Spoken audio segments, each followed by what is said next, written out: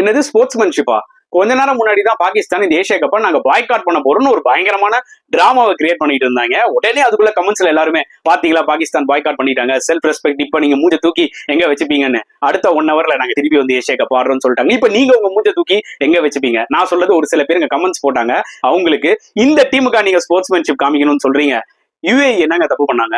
நீ இஷ்டத்துக்கு 1 ஹவர் லேட்டா வந்து விளையாடுவ, அவங்க என்ன தப்பு பண்ணாங்க? இப்ப நீ வந்து யுஏஇக்கு செல்ஃப் ரெஸ்பெக்ட் காமிச்சியா இல்ல அந்த ஸ்போர்ட்ஸ்மேன்ஷிப் தான் காமிச்சியா? இது நிறைய பேருக்கு நான் ஆக்சுவலா இது கண்டிப்பா சொல்லி ஆகணும் தான் நான் சொல்றேன். இப்ப இவங்க மட்டும் அதை காமிக்க மாட்டாங்க. முகமது யூசப்ன்ற ஒரு எக்ஸ் பாகிஸ்தான் பிளேயர் சூரியகுமார் யாதவ நாயின்னு சொல்றான். சூரியகுமார் யாதவ் முகமது யூசப் நாயின்னு சொல்லியிருந்தா நீங்க எத்தனை பேர் கிளப்பிட்டு வந்திருப்பீங்க? கைஸ், இந்த பாகிஸ்தான் டீமுக்கு நம்ம ஸ்போர்ட்ஸ்மேன்ஷிப் காமிக்கணும்னு எந்த ஒரு அவசியமே கிடையாது. ஏன்னா அவங்களுக்கே தெரியாது ஸ்போர்ட்ஸ்மேன்ஷிப்னா என்னன்னு. இதை விட ஒரு ஹைலைட் சொல்லட்டா, இவங்க கம்ப்ளைண்ட் பண்ணாங்களா ஆண்டி பைக்ராஃப்ட் வந்து மேட்ச் ரெஃப்ரி பண்ணக்கூடாது எங்க மேட்சுக்குன்னு.